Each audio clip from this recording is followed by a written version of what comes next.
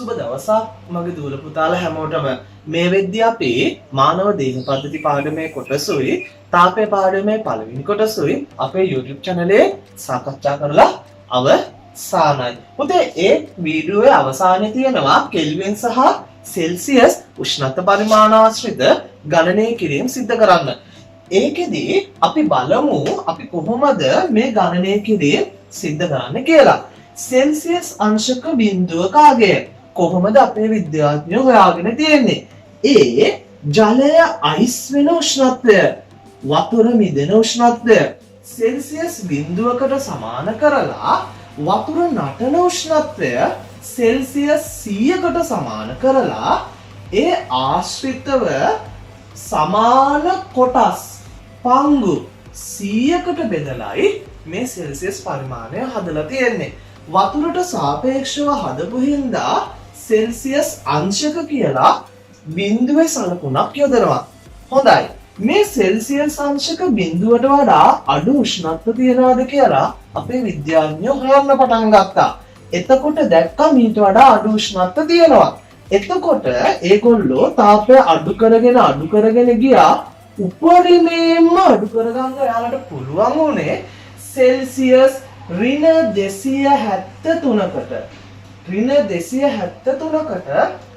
අදාළව පමණයි. ඊට පස්සේ පුතේ මේ සෙල්සියස් ඍණ 273ක තාප ප්‍රමාණයට අදාළ උෂ්ණත්වයට එයාලා කෙල්වින් කියලා පරිමාණයකින් ඒකට අපි කියනවා නිරපේක්ෂ උෂ්ණත්ව පරිමාණය කියලා කෙල්වින් කියන පරිමාණයකින් 0යි කියලා දුන්නා. ඊට පස්සේ විද්‍යාඥයෝ හෙව්වා මේ සෙල්සියස්ුයි මේ කෙල්විනුයි අතර සම්බන්ධය. එයාලා දැක්කා සෙල්සියස් අංශක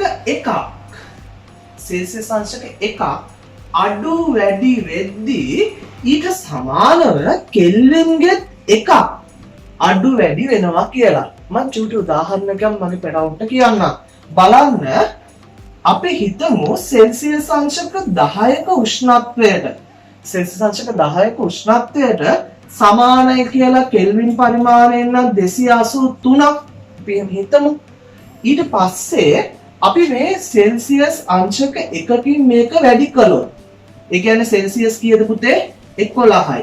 එතකොට කෙල්වින්ගෙත් වැඩි වෙන්නේ යාලා දැක්කා 1කින් කියලා.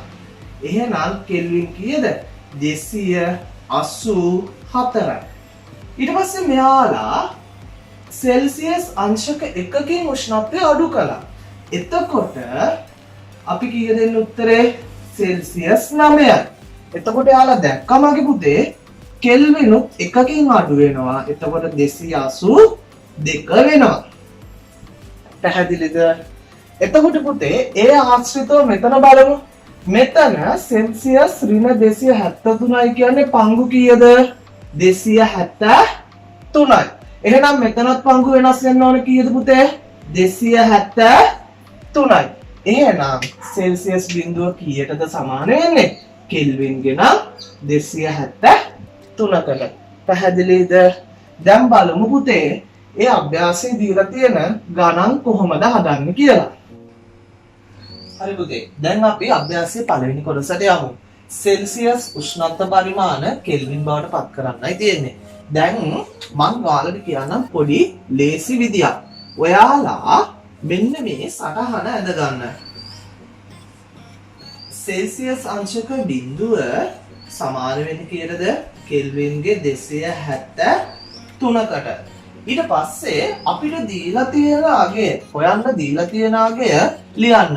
මේක සෙල්සියස් 100නේ. ඒ කියන්නේ ධන පැත්තේනේ තියෙන්නේ උඩ 100. 100 ලියා ගන්න. හරි. එතකොට මේ අතර පංගු කීයද කියලා බලන්න. කොටස් කීයද පුතේ? 100යි. 100ක් මොනවා වෙලාද තියෙන්නේ? වැඩි වෙලා. එහෙනම් පුතේ මේ පැත්තට පංගු කීයක් වැඩි වෙන්න ඕනද? 100ක් වැඩි වෙන්න ඕන. එහෙනම් 273ට 100ක් එකතු වුණාම කීයද පුතේ එතකොට? 373යි. එහෙනම් සෙල්සියස් 100ට අදාළ කෙල්වින් උෂ්ණත්වය කීයද? 373යි. හොඳයි. අපි දෙවෙනි කාරණයට යමු. දැන් අපි දෙවෙනියට දීලා තියෙන්නේ සෙල්සියස් 27යි. දැන් ආයෙ පාරක් අර සටහන ඇඳ ගන්න.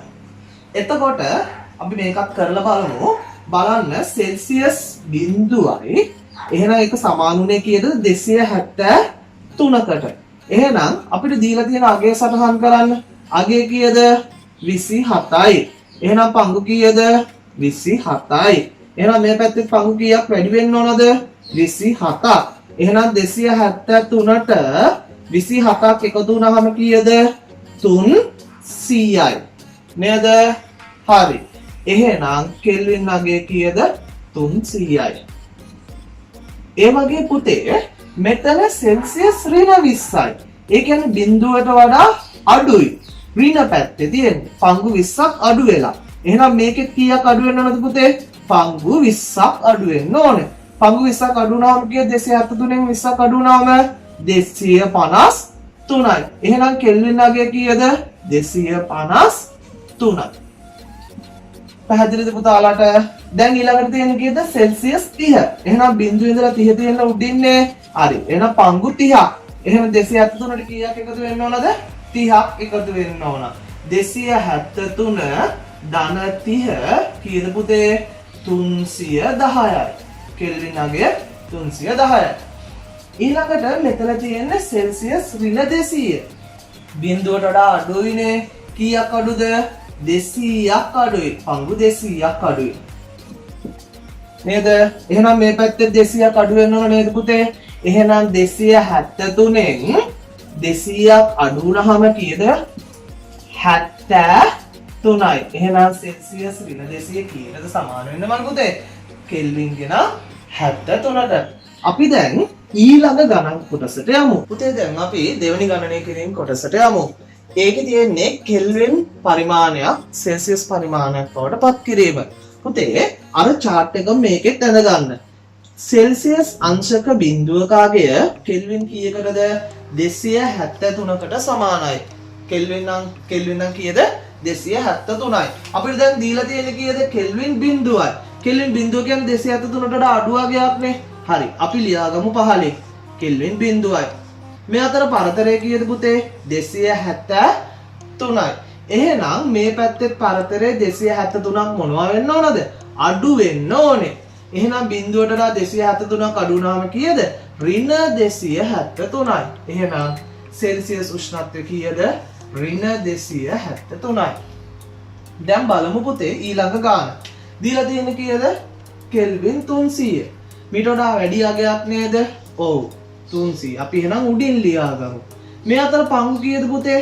27යි. එහෙනම් සෙල්සියස්ගේ පංගු කීයක් වැඩි වෙන්න ඕනද පුතේ? 27ක් වැඩි වෙන්න ඕන. එහෙනම් බිඳුවට 27ක් එකතු වුණාම කීයද? 27ම තමයි. උත්තරේ කීයද? සෙල්සියස් 27යි. දැන් අපි ඊළඟට බලමු කෙල්වින් 200. එහෙනම් 273ට වඩා අඩුයි. කීයක් අඩු වෙලා 200 වෙන්න 73 ඉඳලා 73ක් අඩු වෙලා. එහෙනම් සෙල්සියස්ගේ කීයක් අඩු වෙන්න ඕනද? 73ක් අඩු වෙන්න ඕන. එහෙනම් සෙල්සියස් කීයද? ඍණ 73යි. දැන් බලමු කෙල්වින් 350. 273ට වඩා වැඩිනේ. කීයක් වැඩි වෙලාද? 273 ඉඳලා 350ට අපුතේ 77ක් වැඩි වෙලා. එහෙනම් සෙල්සියස් කීයද? 77යි. දැන් බලන්න කෙල්වින් 80. කෙල්වින් 80. කෙල්වින් 73ට වඩා 273ට වඩා කීයක් වැඩිද? කීයක් වැඩිද පුතේ? 7ක් වැඩි. එහෙනම් සෙල්සියස්ගේ කීයක් වැඩි වෙන්න ඕනද? 7ක් වැඩි වෙන්න ඕන. එහෙනම් සෙල්සියස් අගය කීයද? 7යි.